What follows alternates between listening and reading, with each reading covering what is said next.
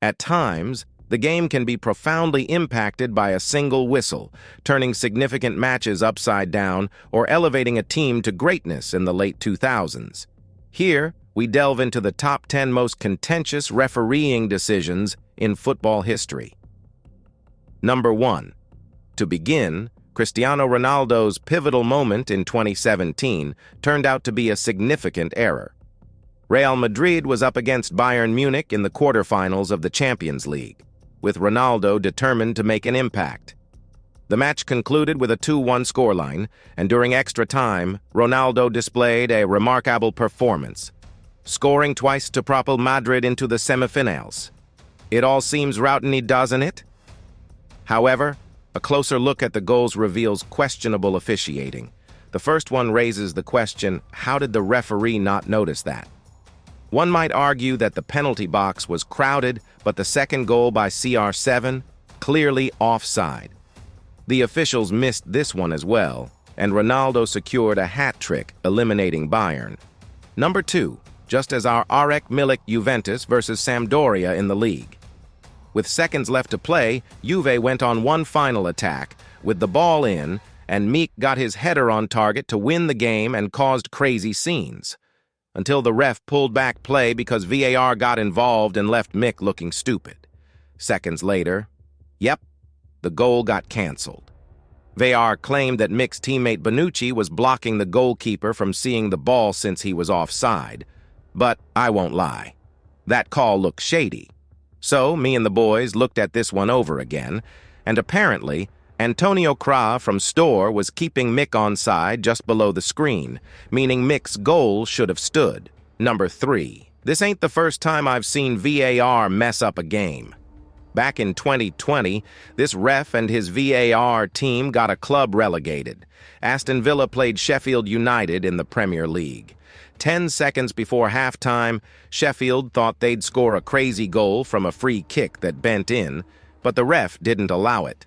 I'm not going to lie, I didn't see this one in real time, but looking at it again, yikes. Look at the goalie's face. I know that guilty look. The ref claimed that he hadn't gotten a signal from the goal line tech team, and these guys, in turn, blamed it on the heavy wind causing the recorders to crash. But these excuses just seem like something I'd make up to my mom when I don't want to do my algebra homework. On the final day of the season, Villa escaped relegation by a point of. Number 4. The English team fell behind 2 goals early, but they started getting into the game, pulled one back, and minutes later they thought they had a second.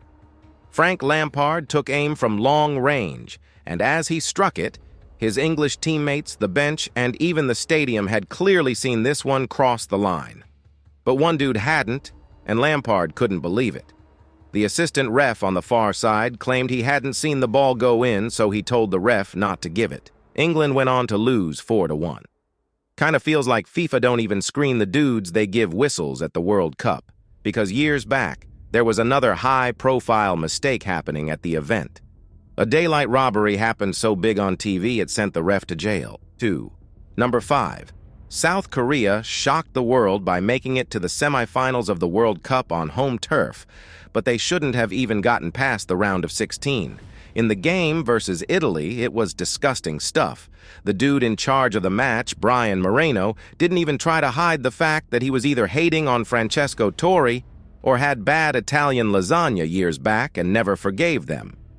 He sent Totti off for diving when it was a legit foul and still disallowed an Italian goal for a wrong offside call. Moreno decided to stay low-key after the event in 2002 until years later.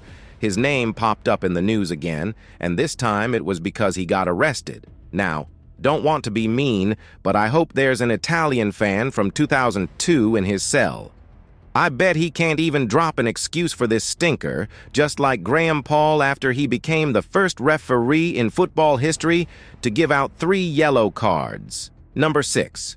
Croatia versus Australia in the group stage game in 2006, and the Croatian defender Josip Sim was living on the edge. After a couple of nasty fouls, the ref finally booked him for the first time. In minutes towards the end, Sim got into trouble again, and I'm pretty sure everyone knew what was coming next. But plot twist, He showed him a second yellow and still left him on the pitch. I'm sure even Sim himself was confused. Now, most dudes with luck like that, you would expect them to play safe and see out the game, but Sim had other ideas. So he hit another nasty tackle, and the ref finally cracked. 3 yellow cards equals a red, and Graham Paul's bugs. Guess it's an English ref thing. Graham Paul and now Anthony Taylor too. Number 7. When Chelsea faced Manchester United in 2020, Anthony Taylor was the ref in charge for this one, and he had some shady calls that evening. Harry Maguire and Mateo Kovacic both went for the ball near the touchline, and after they fell, Maguire's follow-through had the entire Stamford Bridge pissed off. That's a red card any freaking day. At least that's what I thought, and everyone else too, except Anthony Taylor. Man, he didn't even give a card for this, after VAR got involved. Number 8. When Liverpool faced Spurs in October, both teams came into this one with unbeaten records on the line. So everyone tuned in. Liverpool went on the attack early, and once Mohamed Salah played Luis Diaz through on goal, he struck home a fine finish. But that's when VAR got involved and canceled the goal for offside. Only thing is, this was only the beginning of the shadiest VAR call I've ever seen. When the VAR is doing its thing for offside, there are usually a couple of red lines. Yeah, the ones that look like mission control from COD. They display on the screen to show if the attacker was offside or not. But in this call, it never came up, and that's when fans started getting suspicious. See, the replays came up again, and on the second look, Diaz was onside. Number 9. The game itself was chaos.